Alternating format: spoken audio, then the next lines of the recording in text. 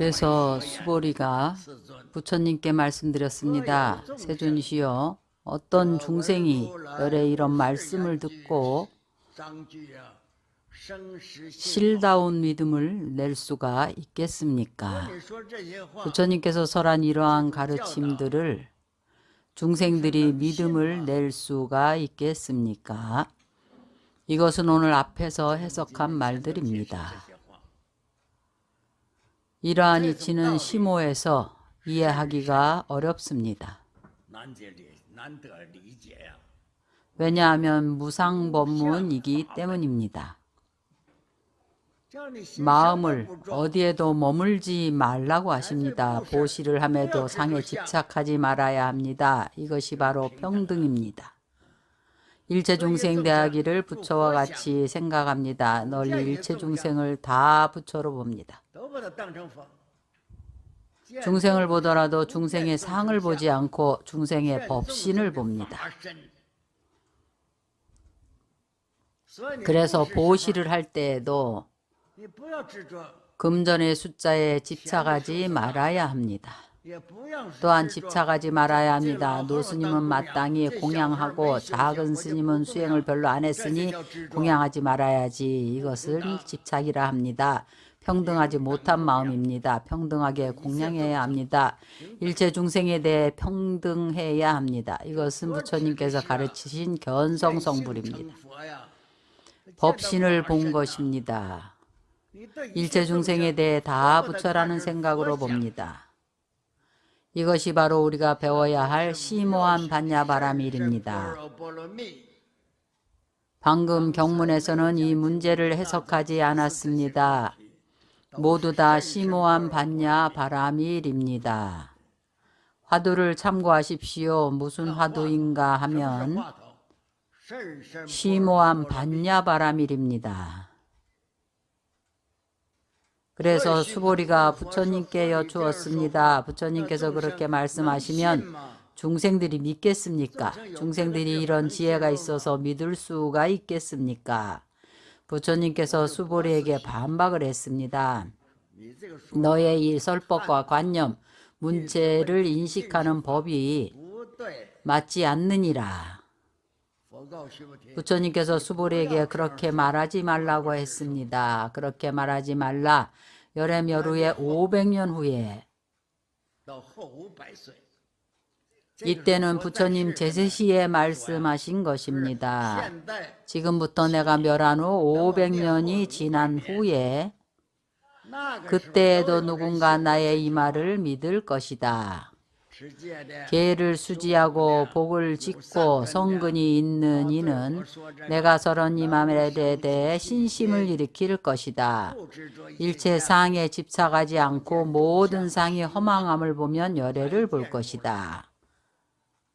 상은 모두 거짓인 것입니다.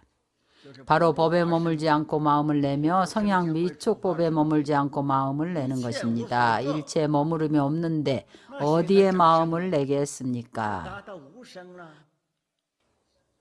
바로 무생의 경지에 도달한 것입니다. 부처님께서 무생의 이치를 증득하게 하고자 하십니다.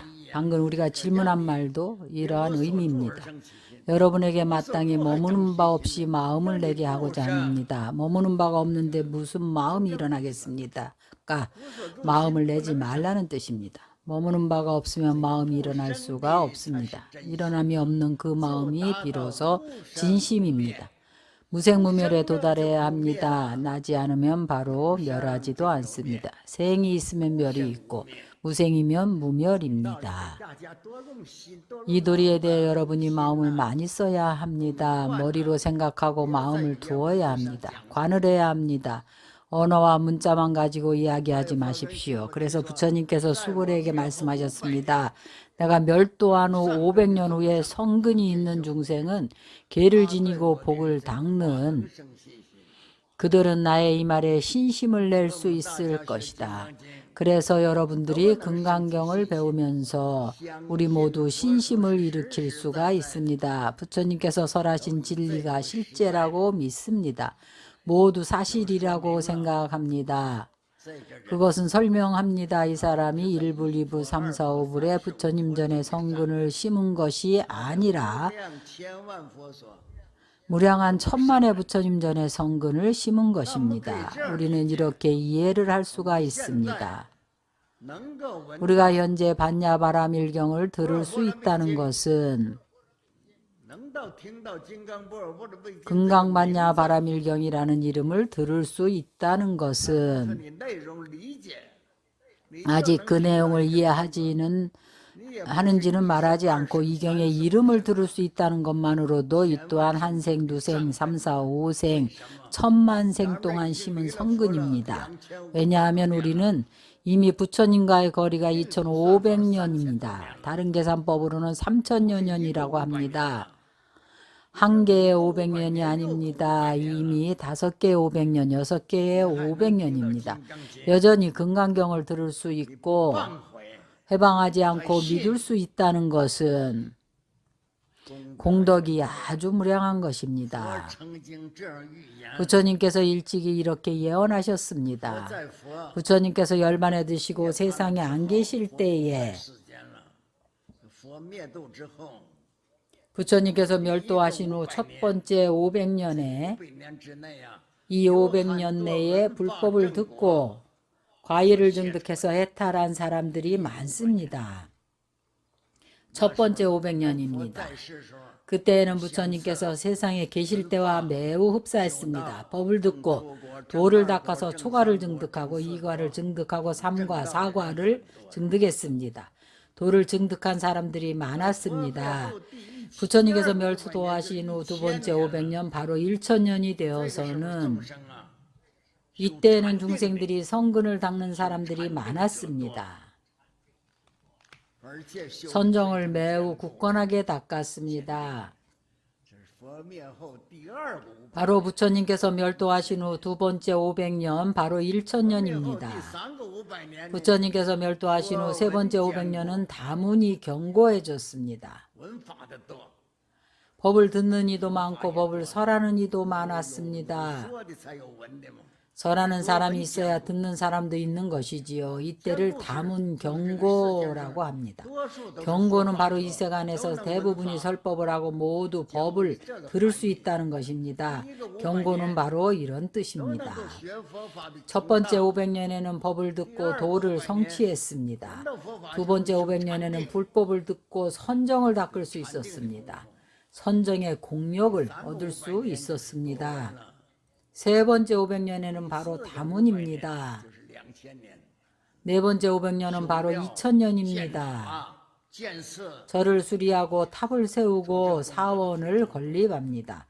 이런 공덕을 짓는 사람들이 아주 많습니다. 이 시간도 지나갔습니다. 우리는 현재 다섯 번째 500년입니다. 투쟁 경고입니다. 이후에 6번 500년, 7번 500년은 전부 투쟁 경고입니다.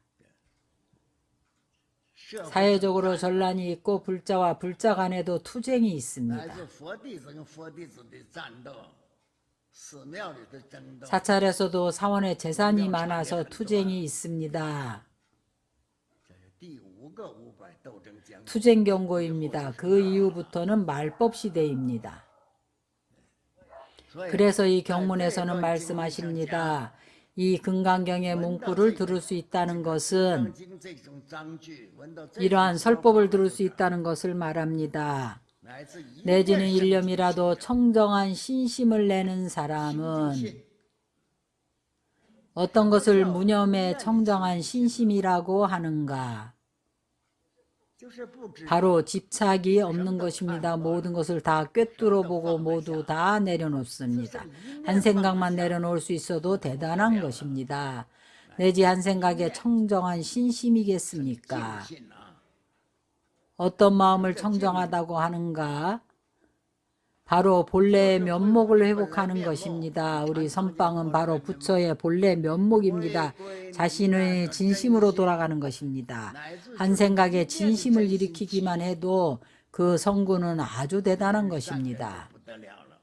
부처님께서 수보리에게 말씀하셨습니다. 이 사람은 여래께서 다 알고 다 보건대 여래께서 바로 그에 대해 다 알고 또한 그를 보건대 이 중생은 바로 이 금강경을 듣고 한 생각이라도 정정한 신심을 일으킬 수 있으면 복덕이 무량합니다. 왜냐하면 그의 이 신심이 전혀 오염되지 않았기 때문입니다. 청정하여 상이 없고 원이 없고 생각이 없습니다. 이렇게 청정한 신심입니다. 그래도 부처님께서도 그를 바로 보는 것입니다. 부처님께서는 불안으로 관하시고 이 사람을 사실대로 알고 그대로 보시는 것입니다. 한 생각 사이에 도달할 수 있다는 말입니다. 무아상, 무인상, 무중생상, 무수자상입니다. 바로 이 한 생각입니다. 만약에 시간을 좀 더 길게 본다면 10년, 100년입니다. 내지 하루 동안 할 수 있다면 정말 쉽지 않은 일입니다. 왜 이렇게 말하는가 하면 이 사람이 이 한 생각 사이에 아상인상, 중생상, 수자상이 없기 때문입니다. 법상도 없고 비법상도 없어서 이를 청정한 신심이라고 합니다. 일체상을 여의면 청정한 마음이 생겨납니다. 이 일념의 청정한 신심은 그 복덕이 무량합니다. 어떻게 해석을 해야 하는가 하면 우리가 배우는 것은 금강반야바라밀입니다. 그의 이 일념의 마음은 청정심입니다. 바로 금강반야바라밀입니다. 지혜의 힘으로 피안에 도달한 것입니다. 이 언덕에서 저 언덕에 도달한 것입니다. 생사 가운데에서 무생멸의 경지에 도달한 것입니다. 그러나 이것은 다만 일념일 뿐 아직 성취한 것은 아닙니다. 내지는 일념에 청정한 신심을 내기만 하면 이렇게 큰 복덕이 있습니다. 무슨 까닭인가? 왜냐하면 일념 가운데 그에게 아상인상, 중생상, 수자상이 없기 때문입니다. 법상도 없고 비법상도 없습니다. 바로 이 한 생각 사이에 일체상이 없습니다. 완전히 반야지혜이고 그 마음이 반야와 개합한 것입니다.